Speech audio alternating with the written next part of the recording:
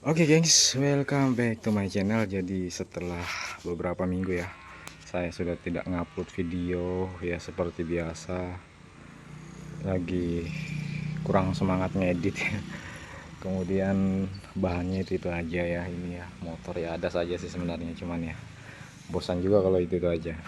Jadi di sini kebetulan uh, ada traktor roda 4 ya, atau biasa di sini bilangnya jonder, lagi masuk di sini karena ada sedikit permasalahan. Nah, saya udah jarang upload juga soal jonder ini karena saya udah nggak pegang ya. Jadi istilahnya itu cuman saya sebagai operator pengganti saja. Itu pun kalau saya nggak sibuk guys ya. Oke, jadi di sini tanpa berlama-lama lagi, saya cuman pengen ngasih tahu hal yang sangat-sangat fatal dan penting buat bagi teman-teman yang baru mengoperasikan alat ini ya, terutama Maxi WD 404 ini. Di sini kalian harus simak baik-baik karena ini sangat fatal guys ya, dan tidak sama seperti alat-alat yang lain, alat-alat jonder yang lain ya, seperti Kubota, Iseki atau yang mana ya. Jadi di sini saya akan memberikan tempat-tempat untuk cara penggantian oli, pengisian oli dan kapasitas ya. Karena banyak banget teman-teman juga yang udah komen di komentar, tempat pembuangan ini di mana, tempat oli ini di mana, oli ini kapasitasnya berapa liter. Nah, jadi di sini saya akan ngebahas semuanya dan saya harap teman-teman harus nyimak baik-baik ya.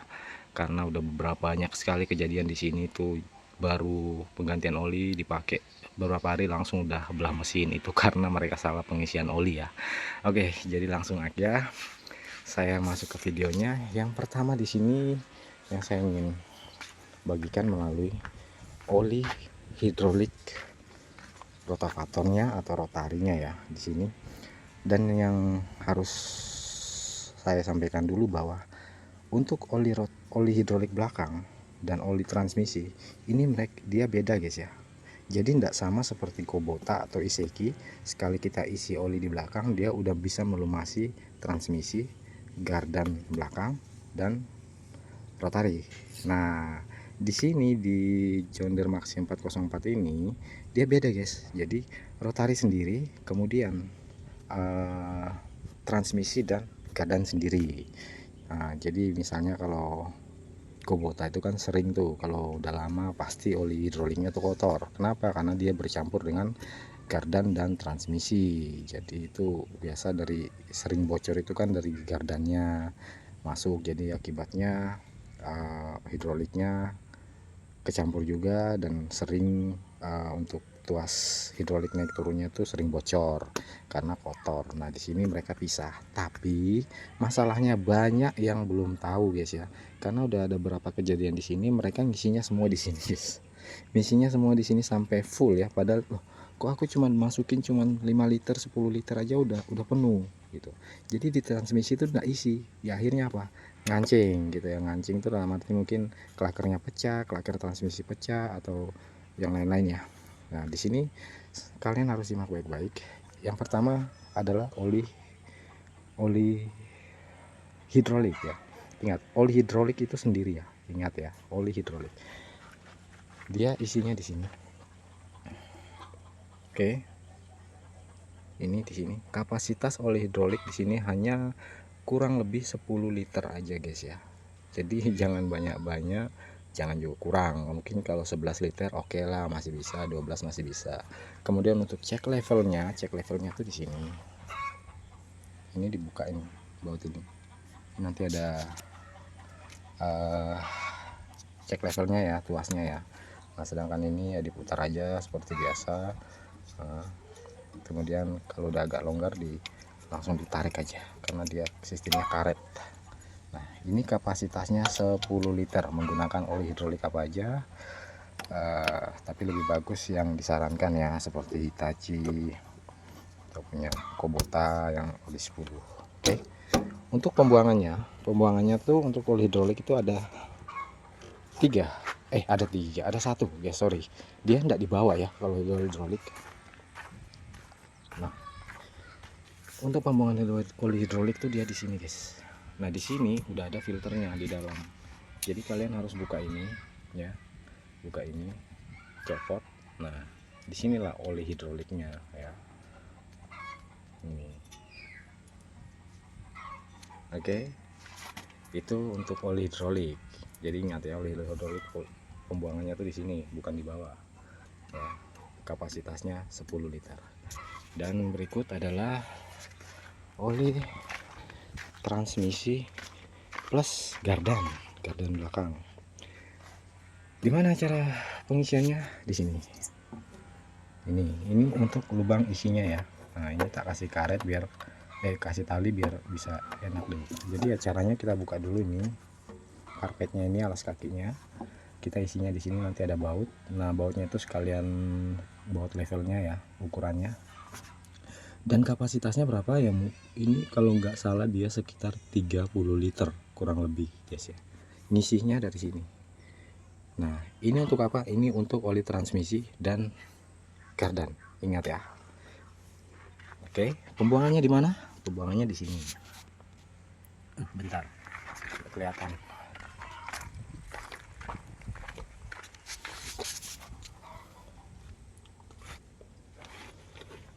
Ini untuk pembuangannya. Nih, ini satu. Oke. Ini satu. Ini. Kemudian di sebelah itu satu. Nah, itu ada baut tuh. Jadi 3 ya. Nah, kalau kenapa 3 ya, berarti ini untuk fungsinya untuk ngelumasin kampas rem belakang kiri kanan. Jadi biasanya kan nggak habis karena dia lebih tinggi daripada ini.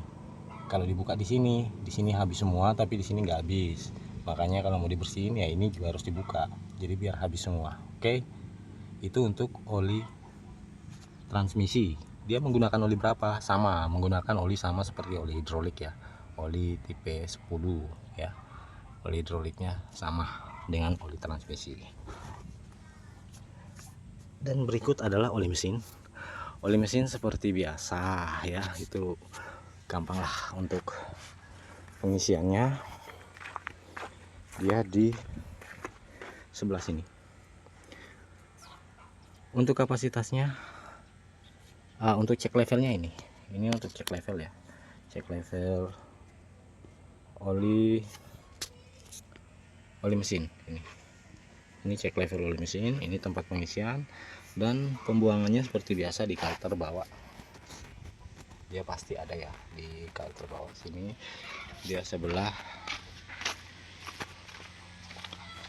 kanan semua kayaknya. Nah, ini mana? Ada.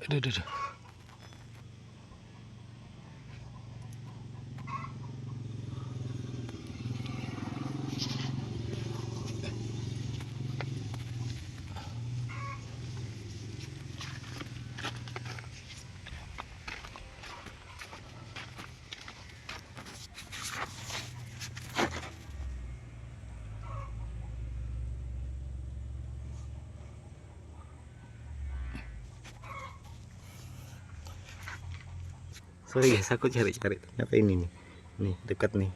Ini baut besar ini ya. Ini pembuangan untuk oli mesin, dan kapasitasnya sendiri itu kurang lebih sekitar 8 liter ya, 8 sampai 9 liter. Karena nanti ada cek levelnya di sana, bisa dicek. Terus kemudian untuk oli power steering ya.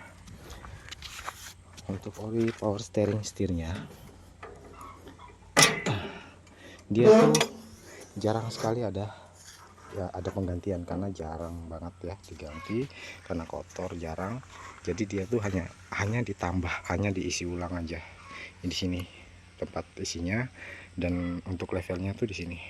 Ini dia setengah ini ya, setengah ini posisi kendaraan hidup. Jadi di setar langsam kita isi sampai segini. Nah, jadi ini maksimal menggunakan 2 pompa hidrolik ya. Nah, ini yang satu pompa hidroliknya, ini 2 pompa, ini satu, tapi mereka bersebelahan.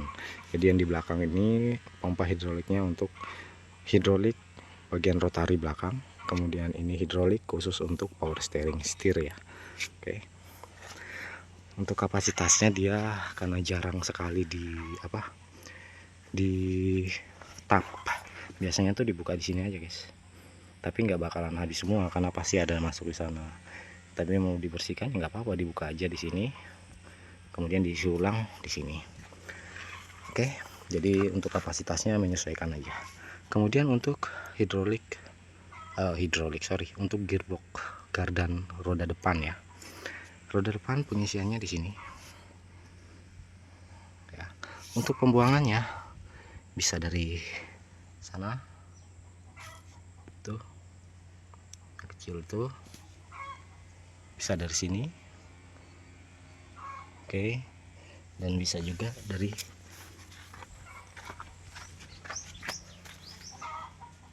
sini.